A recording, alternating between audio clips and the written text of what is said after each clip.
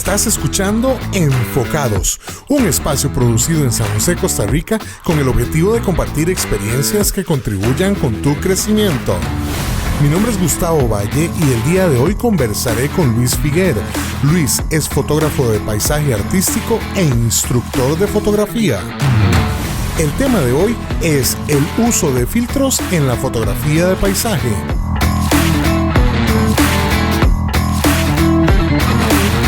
Hola Luis, ¿cómo estás?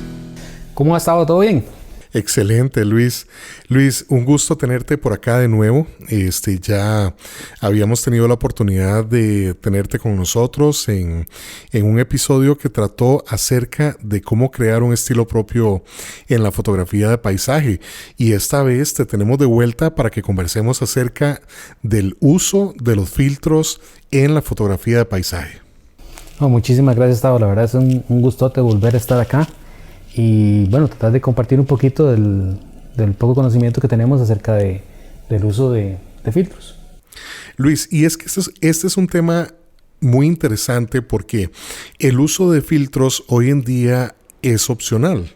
Es una forma adicional de hacer fotografía porque, bueno, hoy en día tenemos enormes oportunidades en postproducción, desde el HDR hasta las máscaras de luminosidad, y tenemos una gran variedad de opciones para incrementar el rango dinámico de las fotografías y para hacer ciertas correcciones que normalmente los filtros nos ayudan muchísimo.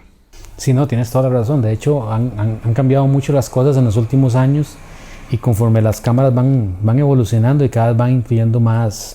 Muchas tienen mejor rango dinámico de lo que teníamos hace unos 5 años.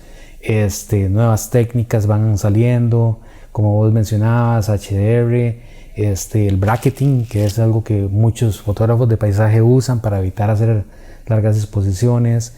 Sí, de verdad, ha cambiado bastante y hay que estarse poniendo como al día con todo esto.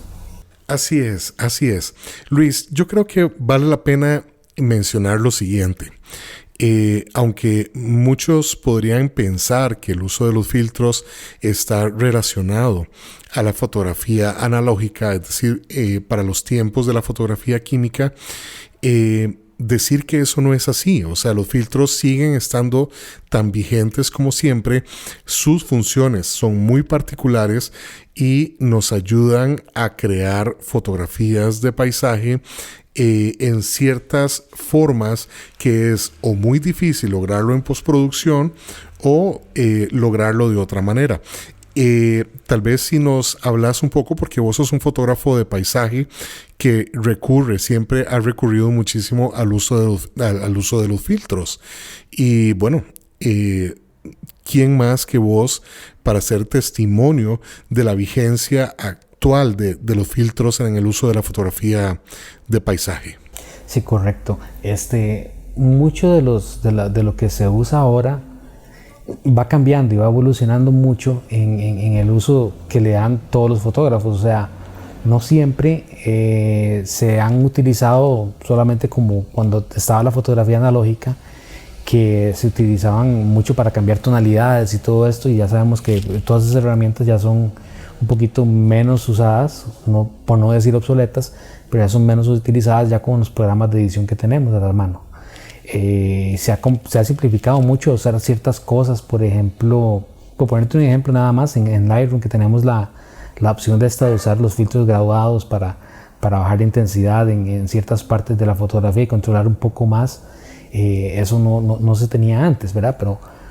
Pero los filtros siguen estando muy vigentes y de hecho siguen evolucionando. Cada vez se ven cómo las compañías se esfuerzan por hacerlo más sencillo, que es una de las trabas que para muchos fotógrafos vienen teniendo los filtros, que a veces dicen es que llevar todo ese montón de filtros, que estar poniendo, que estar quitando, que estar montando, y ya vemos que hay soluciones nuevas, muy modernas en el mercado. Ya han sacado hasta filtros que son magnéticos, que no hay ni que estar montando sobre un holder, que es lo que se usaba normalmente, y ahora se pegan directamente al lente, son magnéticos y vos los podés montar uno encima del otro en cuestión de segundos. O sea, eso sigue cambiando, sigue evolucionando, pero siento que todavía aunque han caído en desuso por muchos no diría influencers, pero digamos como fotógrafos que son reconocidos, que muchos no usan esto, pero hay muchísimos otros que todavía los usan y los usan para hacer cosas muy especializadas que en realidad herramientas de edición como Photoshop o como Lightroom no te permiten hacer. Luis, me encanta algo que dijiste, y es que qué mayor prueba de la vigencia del uso de los filtros que el hecho de que las empresas fabricantes sigan desarrollando nuevas tecnologías en los filtros hoy en día. Hay un tema que a mí me interesa antes de que entremos a hablar específicamente de cada uno de los filtros que utilizamos en el paisaje. Hay un tema que a mí me interesa muchísimo mencionar, y es el siguiente. En el mercado podemos encontrar desde paquetes que valen 15, 20 dólares y traen todo un conjunto de filtros para fotografía de paisaje, así como podemos encontrar opciones en las cuales un solo filtro vale más de 500 dólares. Yo pienso que un paquete de estos económicos puede ayudar muchísimo a quien quiera trabajar por primera vez con filtros y pues para aprender a usarlos. Pero definitivamente poco a poco debemos ahorrar e invertir en filtros de buena calidad, porque el uso de filtros económicos tiene muchísimas consecuencias, ¿cierto? Claro, no, por supuesto. De hecho, cuando estaba haciendo mis talleres de fotografía de larga exposición, yo nuevamente les regalaba a los estudiantes un set de estos filtritos que no son tan caros, que son baratos, para gente que nunca ha tenido exposición a usar este tipo de implementos en la fotografía. Y yo creo que es al principio, cuando uno no sabe exactamente qué tipo de fotografía es el que va a hacer o qué tipo de fotografía es el que le gusta, es bueno para experimentar, o sea, sin tener el problema de haber gastado una cantidad pasada de lo normal, ¿verdad? O sea, no tiene sentido que se está aprendiendo algo, no sabes si te gusta o no te gusta o algo parecido, y vas a gastar 500 dólares en un set de filtros que después vas a tener que revenderlo mucho más barato porque la verdad lo usaste una vez y no lo volviste a usar. Entonces yo como consejo para la gente les diría que principalmente primero entendieran para qué son los filtros, cuáles son los usos que se le dan. Hay muchísimos recursos disponibles en línea para aprender todo esto. Y ya después, tal vez, hagan la inversión de acuerdo a lo que tienen pensado hacer. Así es, Luis. Y hay una forma en la que a mí me gusta mucho explicar el por qué debemos invertir en filtros de buena calidad. Aunque es comprensible que esta inversión probablemente no venga al inicio, pero si descubrimos que es una herramienta que nos ayuda muchísimo a la hora de hacer nuestras fotografías, así como ahorramos para invertir en buenos lentes, en un buen cuerpo, en un buen trípode, es importante ahorrar para invertir en un juego de filtros de buena calidad. Y esta es la forma en la que a mí me gusta explicarlo. Imagínense que ustedes hicieron un enorme esfuerzo para adquirir ese lente que están utilizando en este momento. Ese lente llevó un proceso de investigación, de desarrollo, de diseño y de fabricación muy delicado para convertirse en una herramienta óptica de alto nivel. Y si ustedes vienen y le colocan al frente que el primer vidrio que ese lente va a tener va a ser un vidriecito o un plástico, peor aún, de 5 dólares, por poner un ejemplo, pues entonces estarían afectando y restándole valor a todo ese esfuerzo realizado para crear una buena herramienta óptica como es ese lente, ¿cierto? O sea, claro. Básicamente nos traemos abajo todo lo bueno que es ese lente al ponerle un vidrio de mala calidad al frente. No, tienes toda la razón, Gustavo. Creo que al principio uno puede, aunque puede ser una buena idea, conseguir unos filtros que no sean tan caros para experimentar, para saber cómo se usan y todo esto. Ya cuando usted cree que ya maneja bien, la inversión creo que debe ser un poquito mayor.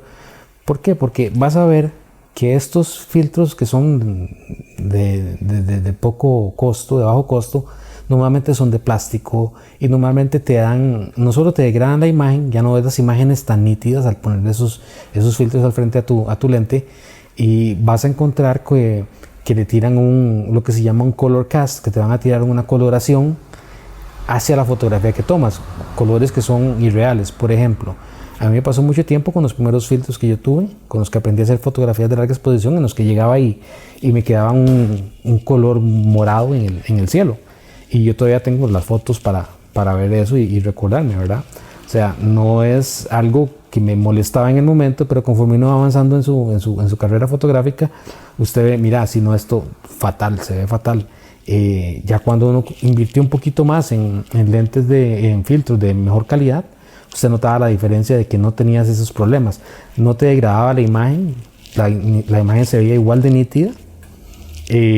No tenías esas coloraciones extrañas en tu fotografía y tus resultados eran mejores. Entonces, por eso yo siento que al principio es bueno aprender, tal vez aprender con una inversión poca. Si ya sabes que efectivamente para el tipo de fotografía que quieres hacer vas a necesitar filtros, pues lo mejor sería invertir un poquito en mejor calidad.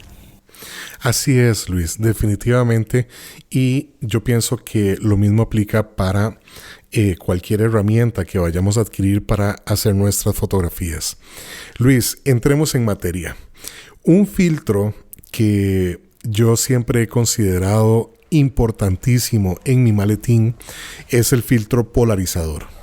El filtro polarizador nos ayuda muchísimo en ciertas situaciones a mejorar el contraste, a mejorar la saturación del color, porque su función esencialmente es, tal y como lo dice la palabra, es bloquear la luz polarizada. Es aquella luz que no es absorbida por la superficie, sino que se ve reflejada directamente hacia nuestro lente. Y ese tipo de luz polarizada nos da una caída en el contraste, nos da una mala... no nos ayuda a la hora de definir la exposición correcta, y además hay una caída en la saturación del color. Luis, ¿utilizas el polarizador normalmente para tus fotos? Lo hago sí dependiendo de qué efecto quiero darle a mis fotos, porque no es necesario para todo tipo de fotos, obviamente en paisaje, pero para muchas sí se puede utilizar para lograr ciertos efectos. Una de las cosas que a mí me gusta usarlo es para matar el brillo. Por ejemplo, si estoy tomando fotos en la playa o en un río y las piedras están mojadas, a veces que quedan con un reflejo muy fuerte, y si quiero matar un poquito ese reflejo que no se vea tanto, aplico el filtro polarizador. Hay que recordar también que el efecto del polarizador es también bajar 2 pasos de luz. Cuando pones el polarizador tienes ese efecto en tu fotografía, lo que quiere decir que debes compensar un poquito para mantener una exposición adecuada. Pero también se puede usar para cosas que no es todo el mundo el que lo usa. Si estás, por ejemplo, en un mar calmo, puedes ajustar el polarizador y el agua deja de reflejarse. Los brillos, dependiendo obviamente de la posición en la que estés, deja de reflejar los brillos y puede ver el agua más transparente. Eso se puede aplicar en muchas cosas. También, por ejemplo, en vehículos, superficies brillantes, vidrios, puede matar todos esos reflejos.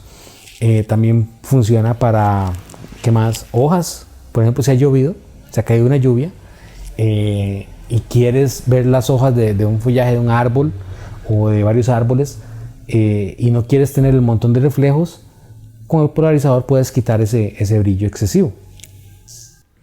Así es, Luis, y una extraordinaria explicación de lo que hace el filtro polarizador. En el mercado ustedes van a encontrar filtros polarizadores lineales y circulares. Ya me enredé con la palabra. Yo les aconsejo siempre buscar el circular, que es un tipo de filtro que les va a permitir ajustar el efecto, la intensidad del efecto a la escena en la cual ustedes se encuentren.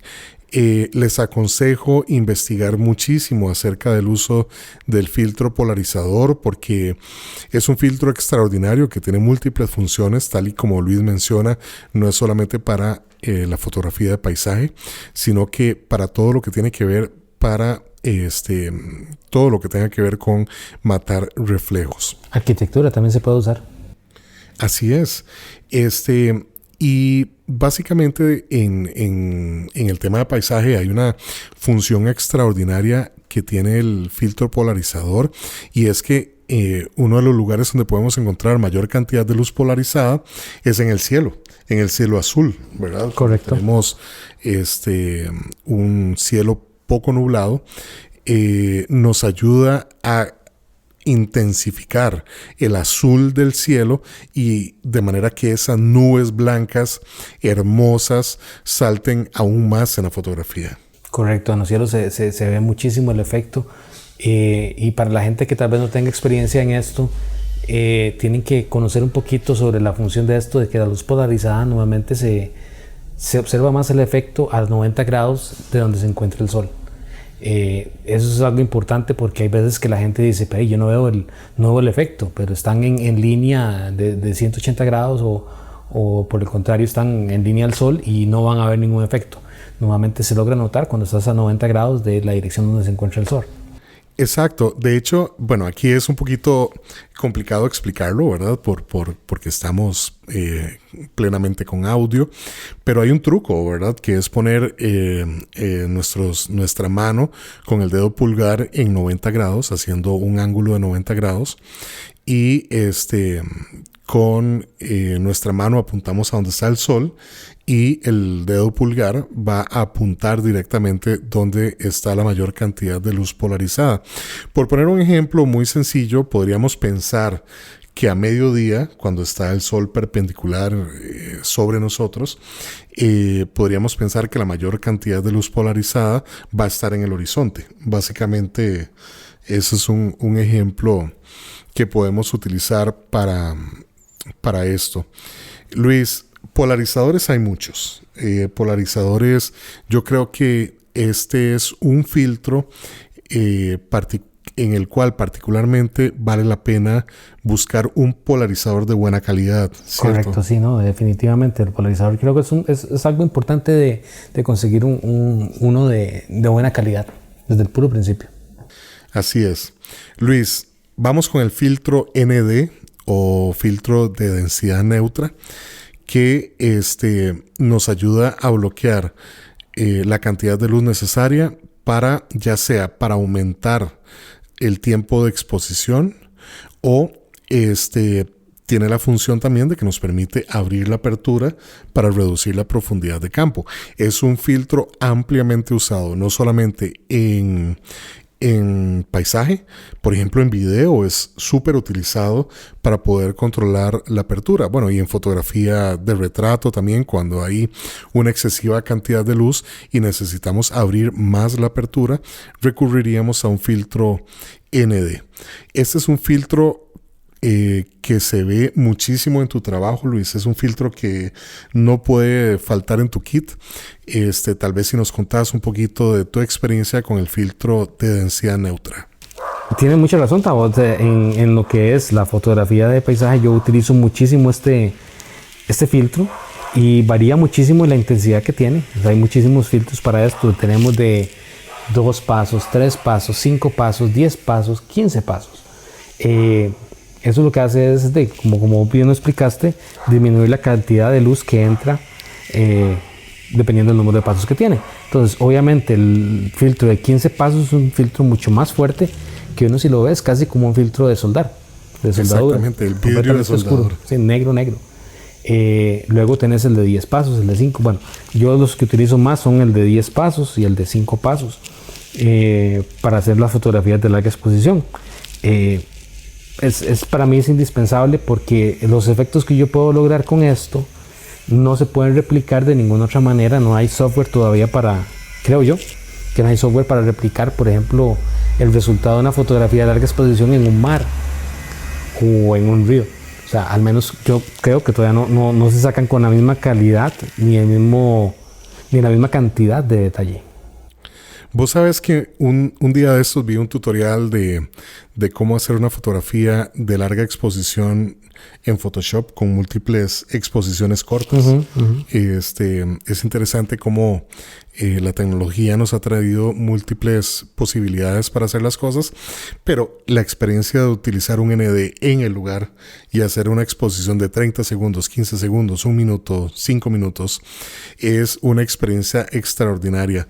Luis, y es que para quienes no conocen los filtros ND, básicamente imagínense un vidrio oscuro en diferentes intensidades. Tal y como dice Luis, se puede conseguir desde 1/3 de paso hasta los 15 pasos, donde ustedes colocan ese vidrio frente al lente y van a bloquear una cantidad de luz determinada que los obligará a incrementar el tiempo de exposición, o tal y como explicábamos al inicio, también se puede utilizar para obligarnos a abrir más la apertura. Dentro de estos filtros ND, y en estos particularmente, Luis, está el ejemplo que vos ponías al inicio de que un ND económico de plástico son esos filtros que justamente nos pueden dejar esa contaminación, esa coloración magenta, y hay otros que contaminan, que son verdosos, hay de todo. Contaminaciones terribles, ¿verdad? Sí, claro. Y no solamente eso, sino que la caída de la definición, ¿verdad? Digamos. Claro, pierde muchísima definición. Así es, al ser una pieza de plástico de mala calidad, nos va a afectar muchísimo la fotografía, así que se vuelve sumamente importante invertir en filtros de mejor calidad. Ya conversamos acerca del ND y ahora vamos a pasar al GND, o el gradiente de densidad neutra, que este es un filtro que, igual que el ND, bloquea la luz, pero bloquea la luz solamente en un área de la fotografía, generalmente en el 50% del área. Esto se utiliza para, por ejemplo, bloquear la luz en la misma cantidad de pasos, ¿verdad?, que tenemos disponible en el ND. Pero, por ejemplo, solamente en el cielo. Imagínense un atardecer que, al bloquear la luz que emanan los celajes, vamos a poder tener una muchísimo mayor exposición de luz en el primer plano, en esas piedras que están en la playa, en el agua. Luis, un filtro con el que estás sumamente familiarizado también, y tal vez si nos hablas un poquito acerca de las alternativas de no utilizar este filtro y por qué utilizarlo, porque nos genera resultados hermosos, diferentes. Sí, yo siento que tal vez lo que siempre se busca es como simplificar un poquito el trabajo que hacemos en postproducción, ¿verdad? No es lo mismo llegar y como te digo, sí se puede sacar, como vos mencionas, se puede sacar el mismo resultado por otros medios, lo que sería es el bracketing, que normalmente usted tomaría una exposición para tener una correcta exposición del cielo, y otra de las fotografías se toma para tener una correcta exposición de lo que es la parte del mar, puede ser, y el primer plano. Entonces, hay que recordar que los filtros graduados hacen una función muy interesante, que lo que tratan de hacer es balancear la exposición a través del cuadro, ya sea en el cielo o en el mar o en otros lugares. Si estás tomando, voy a irme más al ejemplo de los mares. Usted ve que llega y tomas una foto, y si tratas de exponer para que el mar quede bien expuesto, normalmente se te van a quemar los cielos. Se te van a ir porque tenés muchísimo más luz en el cielo que en el mar. Entonces, lo que haces con el filtro graduado es balancear eso. Eso es lo que tratas de hacer de una sola vez. Pero como digo, hay otras opciones que muchos fotógrafos prefieren utilizar, porque también no se da para todos los casos, no es conveniente usarlo en todos los casos. Muchas fotografías que se usan cuando hay horizontes irregulares o no hay una división clara, se complica porque a veces se mete la parte graduada, o por ejemplo en una montaña o en un pico o en una piedra, y no queda el efecto como se debiera. Entonces hay mucha gente que prefiere hacer el bracketing, pero yo al menos en muchas de las fotografías que hago trato de utilizar el graduado. Me gusta mucho.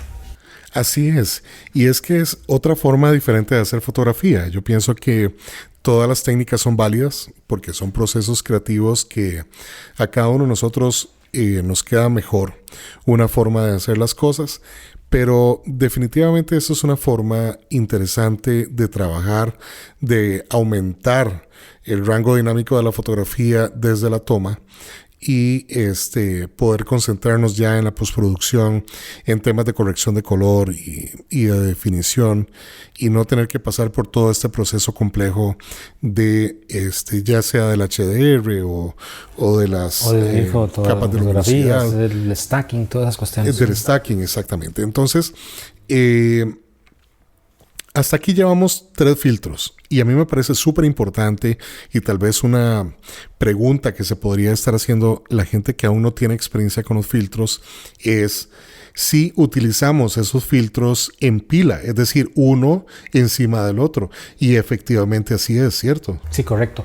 O sea, hay un límite obviamente que se aconseja no pasar de 3 filtros, y si se puede manejar con 2 filtros únicamente sería lo mejor. Hay que recordar que mientras estamos agregando más y más filtros a nuestra fotografía, va a haber degradación de imagen. A final de cuentas hay refracción y puede complicar el asunto. Entonces yo al menos lo que aconsejo es usar 2 filtros máximo. Si se puede usar 3, y hay que ver qué tal son los resultados dependiendo de los filtros, dependiendo de la escena, dependiendo de muchas cosas. Así es. Definitivamente debemos ir agregándolos a la pila conforme realmente los vamos necesitando uno por uno. Pero una combinación, una pila de polarizador ND y gradiente de densidad neutra es un apilamiento normal. Sí, es normal y es aceptable, sí, yo creo que sí. Dependiendo, obviamente, de lo que hablamos, si se viene buscando con filtros que son de buena calidad, no vas a tener tanto problema con degradación de imagen. Pero si alguno de los elementos tiene problemillas de calidad, entonces ahí sí lo vas a notar. Perfecto. Entonces, antes de seguir adelante, vamos a recapitular. Tenemos el polarizador que nos bloquea esa luz reflejada por aquellas superficies brillantes, ¿verdad? Que pueden traernos diversos problemas en la imagen.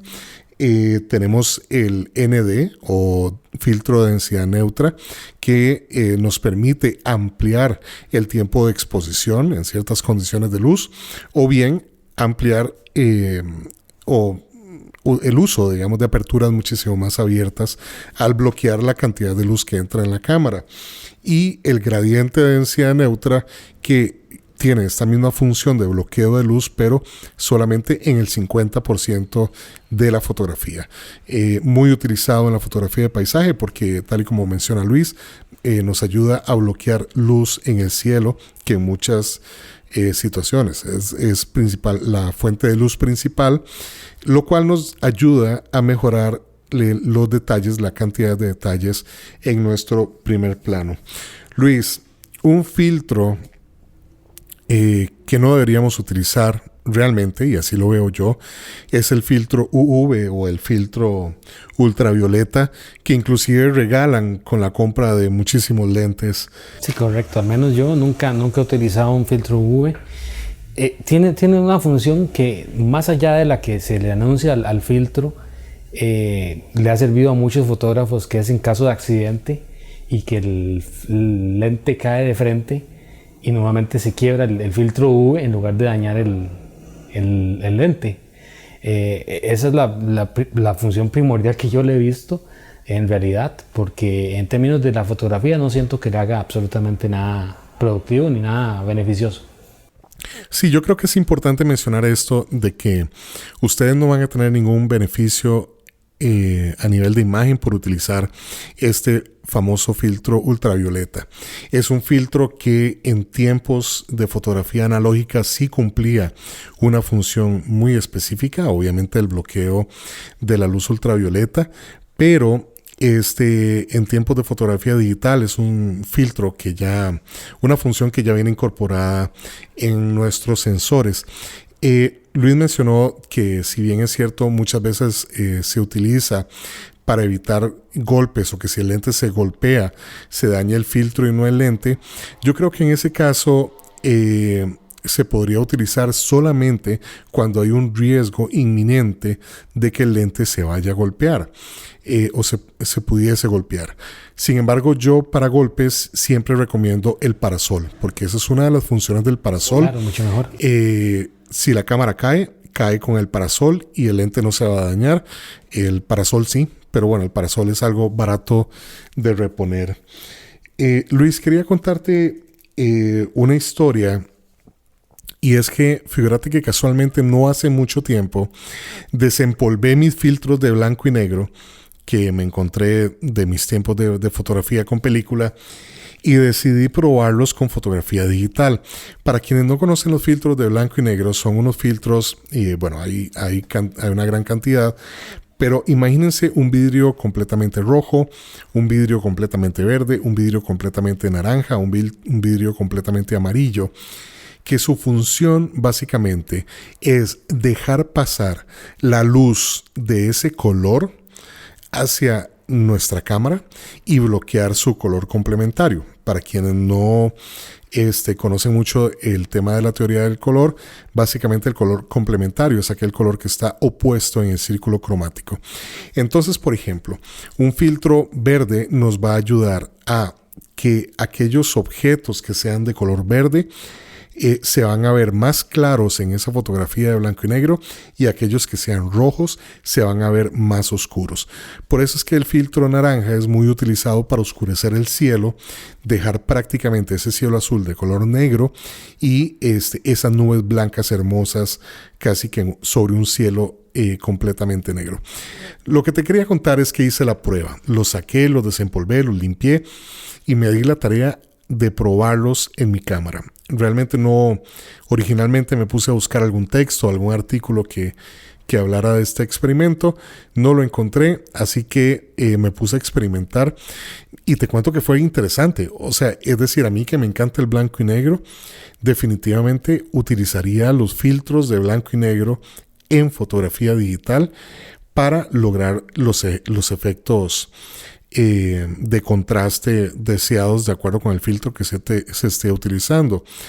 Eso sí, esto es súper importante. Es una fotografía, ustedes obtendrían un archivo RAW que no podrían utilizarlo para fotografía de color de ninguna manera, porque si ustedes colocan el filtro rojo, van a terminar con una fotografía totalmente roja. Completamente, sí. Así es, y básicamente hasta que la fotografía se convierte en un blanco y negro, es donde esos tonos rojos se van a ver súper claritos, ¿verdad? Es ese filtro que se utilizaba para dejar la piel de las personas prácticamente blanca, ¿verdad? Porque nosotros somos primariamente rojos, ¿verdad? Y básicamente nos ayudaba muchísimo a dejar esa piel casi blanca. Entonces, si tienen por ahí esos filtros guardados o los han visto en algún lado, saben a alguien que los tiene guardados, pueden pedírselos y experimentar si les gusta la foto en blanco y negro. Luis, antes de comenzar a grabar, nos contabas acerca de los filtros de efectos especiales que también existen y tienen múltiples funciones, ¿verdad? Sí, son algo bastante, no sé si decirles una curiosidad o algo así, pero han salido varios filtros de varias marcas y de varias calidades que sirven para efectos especiales básicamente. Algunos que recuerdo no tengo ninguno, pero los que recuerdo había uno que es para hacer resaltar las estrellas en fotografía, astrofotografía, fotografía nocturna de la Vía Láctea y todo esto. Entonces esos hacen que se resalte esto. Habían otros que hacen que las fuentes de luz, por ejemplo, no sé, unas luces de ciudad o de luces de ciudad pueden ser que se vea como una estrellita en lugar de verse la luz simplemente difuminada. Son filtros interesantes, son, no sé, curiosidades. Nunca he tenido uno a la mano, pero sí los he visto y los he visto mencionar, pero la verdad son cosas interesantes que han sacado. Vos sabés que yo me acuerdo que quien tenía mayor... Hay dos marcas que tenían un mayor número de filtros de efectos especiales, que son Coquin y Tiffen. Recuerdo, digamos, que eso son dos marcas que tienen un catálogo enorme, digamos, en ese tipo de filtros. Luis, y hablando de marcas, aunque aquí nadie nos está patrocinando, ni mucho menos, pero yo creo que valdría la pena mencionar la marca, casi que nuestra marca preferida de filtros, que son unos filtros marca Hoya con H e Y, Joya. Son unos filtros que hemos conseguido en Amazon y que han resultado económicos relativamente, de gama alta y de extraordinaria calidad, ¿cierto? Correcto, es que digamos, esto hay un gran rango de precios en lo que son los filtros. Existe algo que se llama la ley de retornos disminuidos, creo, si no me equivoco, que eso le explica a uno que usted no va a ganar muchas mejoras aunque se incremente el precio. En este caso, si lo aplicamos. Entonces, digamos, existen filtros como los marca Hoya que tienen un precio, digamos que en el rango medio. Para algunas personas sí va a ser muy caritos, pero en realidad son un rango medio de las gamas que se encuentra uno dentro de las compañías que fabrican los filtros y que te dan una excelente calidad. No te dan ninguna coloración en las fotos, son durables, son de vidrio y son súper resistentes, o sea, son increíbles. Ahora he visto que han salido muchas otras marcas que no he tenido la oportunidad de usarlas, pero que muchos fotógrafos están usándolas, que también andan en el rango medio y medio alto. Por ejemplo, hay una que se llama Case, que es la que está sacando estos KASE, que es la que está sacando estos filtros magnéticos que la verdad han sido muy bien recibidos por la comunidad fotográfica. Aquí no los he visto, pero los he ido a mencionar más de un fotógrafo conocido que los está utilizando por su facilidad. Estos son los que hacen los filtros estos magnéticos, que son nada más de pegar al frente del lente. Y la verdad es que se ven muy interesantes, una opción diferente. Y la calidad, según he oído, es muy buena. Luis, ya para cerrar, hablemos de los sistemas existentes de filtros, porque hay filtros que, tal y como mencionabas al inicio, que necesitan un holder o un sujetador de filtros, porque son estos filtros que podemos encontrar en el mercado que son cuadrados o rectangulares, básicamente una pieza de vidrio, y que se utilizan en sujetadores, así como podemos encontrar filtros de rosca. Claro. ¿Tenés algún sistema favorito? No, los que vienen con sujetadores creo que son los que siento más cómodos, los que me gustan más. Siento que es más complicado los de rosca, aunque esto que estoy mencionando, estos case, son circulares y como son nada más de pegar uno sobre otro, son muy fáciles de manejar. Pero los circulares normales que normalmente se veían eran los que era de rosca y era complicado. O sea, mientras usted acomodaba uno, acomodaba el otro, se tardaba su tiempo. Entonces no son los preferidos para mí ahora. Siempre han sido estos cuadrados y los rectangulares. Los rectangulares es solamente los filtros GND. Hay que tomar eso en cuenta. Los ND siempre van a ser cuadrados. Los GND van a ser rectangulares porque te dan la posibilidad de subir a dónde empieza la graduación y a dónde termina. Entonces puedes ajustarlos hacia arriba o hacia abajo dependiendo de donde tengas tu composición hecha. Definitivamente esos son para mí los mejores y los más flexibles para usar. Así es, Luis. Yo estoy de acuerdo con vos. Y para los que desean utilizar filtros de rosca, que básicamente esa es la función que tiene la rosca que tienen nuestros lentes en la boca, yo les aconsejo lo siguiente, y es algo que me ha funcionado de maravilla. Yo tengo varios lentes cuya rosca es de un diámetro diferente.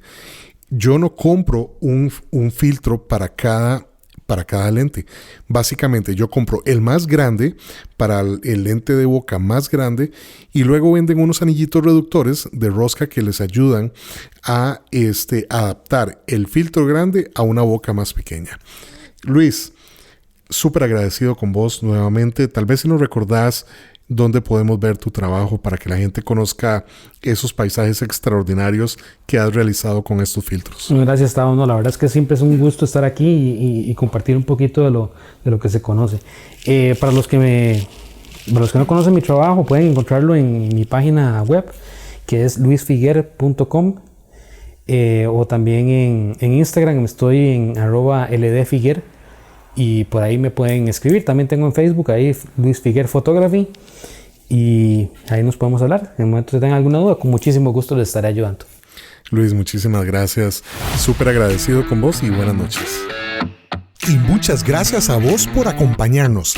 Recordá que podés escuchar todos nuestros episodios visitando www.enfocadosradio.com. También puedes suscribirte en Spotify y Apple Podcasts y encontrarnos como Enfocados Radio. Visítanos también en nuestras redes sociales como enfocados.radio en Instagram y Facebook. Hasta la próxima.